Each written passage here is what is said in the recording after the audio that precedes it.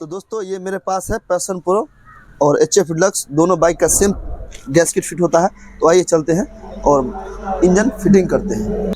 भैया आप इंजन खुद कस लेते हैं, हम सबको सिखाते नहीं है। चलिए आज सिखा दीजिए। तुमको इंजन कसना है, चलो आज तुमको बताते हैं कि स्प्लेंडर प्लस बाइक की इंजन किस तरीके से फिटिंग किया जाता है। तो तुमको है इंजन कसना, आइए चलते हैं और आपको किस तरीके से फिटिंग किया जाता है आपको बताते हैं। तो चलिए भैया मुझे गियर बक्सा सेट करना बता दीजिए। देखो, गियर बक्सा सेट करने से पहले क्या हमें करना है, ये गियर स्प्लेंडर का गियर गुल्ला है। इस गियर गुल्ला के अंदर हमें लगाना है सबसे पहले न्यूट्रल पत्ती।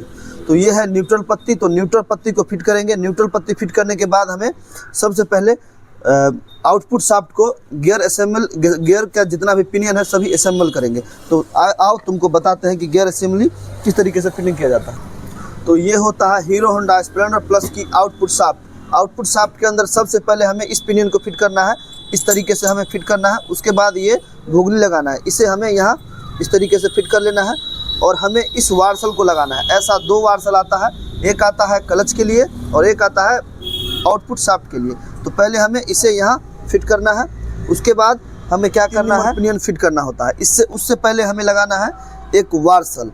इस वार्सल को हमें यहाँ लगाना है। उसके बाद हमें 3 नंबर पिनियन, ये 26T पिनियन आता है, अब यहाँ फिट करना है। उसके बाद हमें एक फिर से वार्सल डालना है, इस तरीके से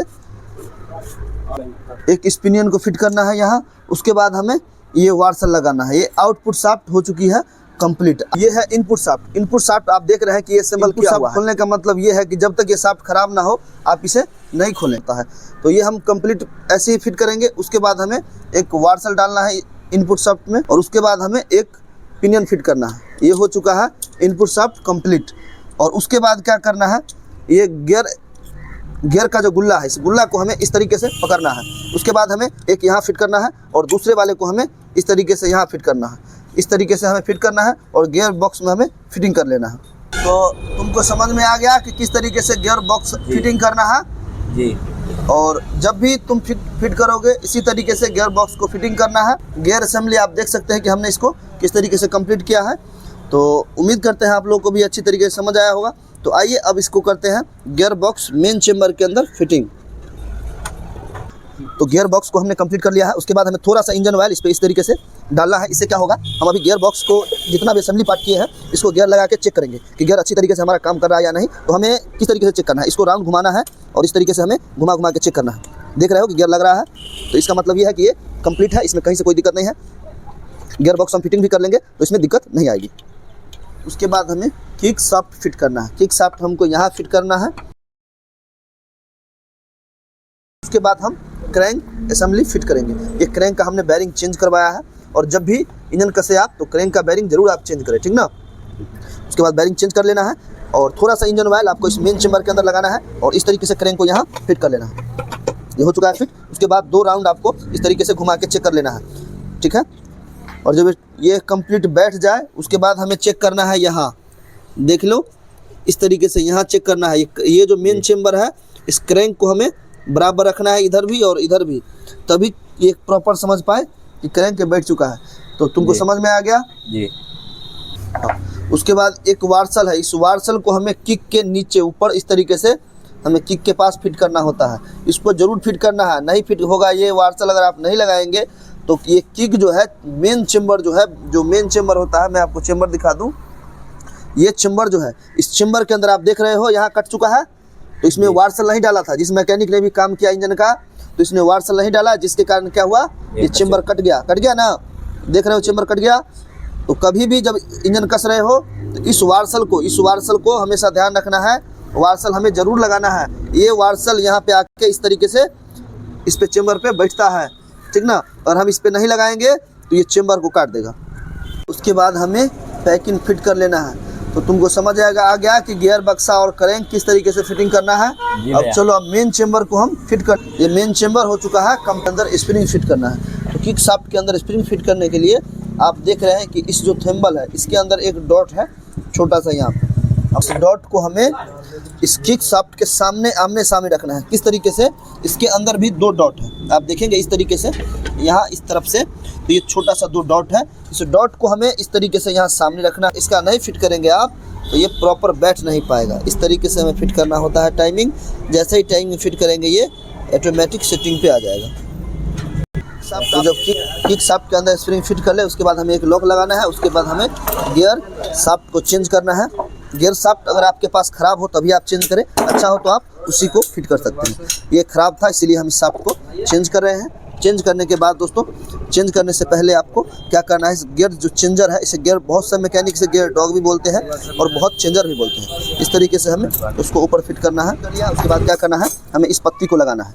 आप देखेंगे इस पत्ती को पहले लगाना है इस तरीके से।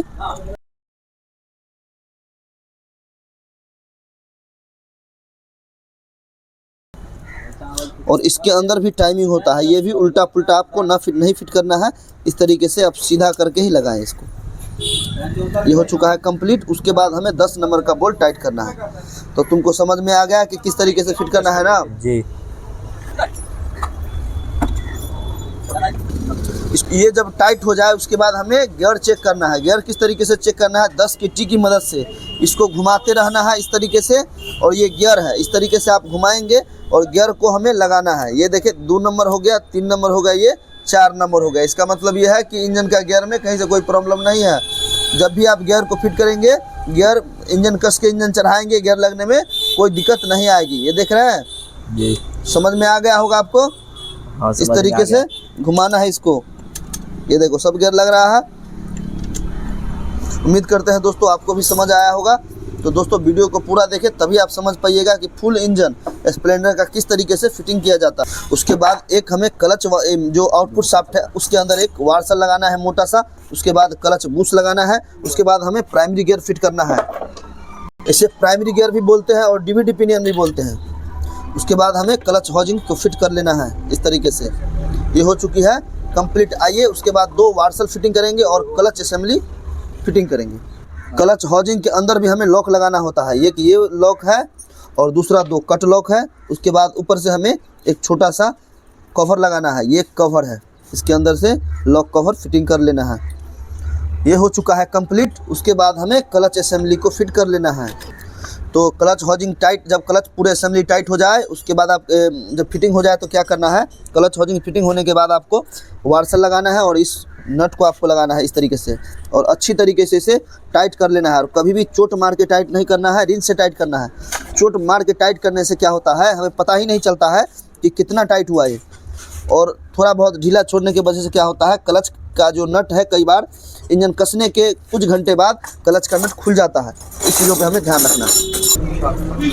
तो क्लच का जो भी असेंबल टाइट हो जाए उसके बाद हमें 4 स्प्रिंग लगाना है। स्प्रिंग लगाने के बाद हमें इस क्लच सेंटर प्लेट को फिट करना है। सेंटर प्लेट फिट हो जाए उसके बाद हमें क्या करना है, 4 इसके अंदर बोल्ट आता है और 4 वार्सल भी आता है। तो पहले वार्सल फिट करेंगे, उसके बाद इसे कंप्लीट टाइट करेंगे। उसके बाद हमें क्या करना है, इस राउंड ये जो है बाइलेंसर, इस बाइलेंसर को हमें फिट करना है। बाइलेंसर फिट करने के बाद क्या करना है दोस्तों, इसको राउंड प्लेट हमें फिट करना है। राउंड प्लेट फिट करने के लिए हमें एक छोटा सा पैकी लगाना होता है। 4 स्क्रू लगा के इसको हम टाइट कर लेंगे। उसके बाद हमें इस प्लेट को, ये जो हाउसिंग के अंदर ये प्लेट देख रहे हैं, इस प्लेट का काम क्या है दोस्तों, ये मोबिल आपके इंजन के अगर ख़त्म भी हो जाए फिर भी बाइक आपकी देखते होंगे कि हीरो होंडा की जितनी भी बाइक है, स्प्लेंडर बाइक है चाहे वो पैशन प्रो हो, वो इंजन सीज नहीं करते। कारण यही है कि ये प्लेट लगा होता है, इसके अंदर थोड़ा बहुत इंजन ऑयल पड़ा रहता है, जिससे क्या होता है बाइक हमारी आवाज़ करती है पर इंजन सीज नहीं होती है। दोस्तों क्लच का जितना भी असेंबली हमने कंप्लीट कर लिया है। आइए मेन चेम्बर को हम फिट करते हैं। मेन चेम्बर फिटिंग करने से पहले हमें क्लच का ये टिप्पा लगा लेना है। इसी से हमारी क्लच काम करती है। उसके बाद हमें मेन चेम्बर जो क्लच चेम्बर है इसे फिट कर लेना। उसके बाद हमें टाइमिंग चेन को फिट कर लेना है। मेन चेम्बर क्लच चेम्बर को हमने फिट कर लिया था। उसके बाद अभी हम टाइमिंग चेन फिट कर लेते हैं। उसके बाद हमें छोटा वाला रोलर इसमें फिट करेंगे। इस छोटा रोलर को हमें यहाँ फिट करना है। ये फिट हो जाने के बाद क्या करना है, हमें कॉइल प्लेट को फिटिंग करना है। तो आइए कॉइल प्लेट फिटिंग करते हैं। कॉइल प्लेट फिटिंग करने से पहले क्या करना है, आपको इस वाइल सील को आपको चेंज कर लेना है और इस ओरिंग को चेंज करना है। इसके अंदर थोड़ा सा रिसी बॉन्ड या किसी कंपनी का सोल्यूशन आपको लगाना है। उसके बाद हमें इसे फिट करना है। तो फिट कर आइए करते हैं इसे फिटिंग। तो दोस्तों आपको ये ज़रूर इस तरीके से फिट करना है, क्योंकि दोस्तों आप देखते होंगे कि कई बार होता क्या है कि बाइक की जो ये मैग्नेट चेम्बर हम फिटिंग भी कर लेते हैं तो आप देखते होंगे कि आपको मैग्नेट से इंजन ऑयल लीकेज होती है और लीकेज की प्रॉब्लम बहुत ज़्यादा ही देखने को मिलता है। तो इसलिए हमें इन चीज़ों को ध्यान रखना है और तभी आपको ये मैग्नेट के जो कॉइल है इसे फिट करना है। तो आप देख सकते हैं कि हमने मैग्नेट जो कॉइल है इसे फिट कर लिया है। आइए उसके बाद हमें मैग्नेट को फिट कर लेना है। मैग्नेट के अंदर दोस्तों एक लॉक होता है, इस लॉक के अंदर हमें इसे फिट करना होता है। ये हो चुका है कंप्लीट। तो दोस्तों आप देख सकते हैं कि पिस्टन को हमने फिट कर लिया है, और फिट करने के बाद हमें क्या करना है दोस्तों, पैकिंग भी हमने फिट कर लिया है। उसके बाद क्या करना है, आपको ब्लॉक किट को, जो आप सिलेंडर किट बोलते हैं, इसको हमें अंदर की तरफ इसे फिट कर लेना है। और हमेशा ध्यान रहे कि जब भी आप इसे फिट करेंगे तो रिंग को अच्छी तरीके से आप सेटिंग कर लेंगे। तो दोस्तों आप देख सकते हैं कि सिलेंडर किट को हमने फिट कर लिया है। उसके बाद दोस्तों हमें एक यहाँ पे रोलर लगाना है, और रोलर गाइड यहाँ फिट कर लेना है। उसके बाद 10 नंबर बोल्ट हमें लगा के, इसका बोल्ट थोड़ा अलग आता है, इसको आप अच्छी तरीके से टाइट कर लें। देख सकते हैं कि हमने सिलेंडर किट को फिट कर लिया है। दोस्तों वीडियो पसंद आए तो चैनल को सब्सक्राइब करें और फेसबुक पेज को फॉलो करें। तो उम्मीद करते हैं दोस्तों आप लोग अच्छी तरीके से समझ गए होंगे। और अभी दोस्तों हेड बाकी है, हेड भी कसेंगे। हेड अभी ग्राइंडिंग हो रहा है, हेड ग्राइंडिंग होने के बाद हेड फिटिंग होगा। उसके बाद हेड को कंप्लीट करके और गाइड वगैरह चेंज करके हमसे फिट करेंगे। तो दोस्तों वीडियो पसंद आए तो चैनल को सब्सक्राइब जरूर करें।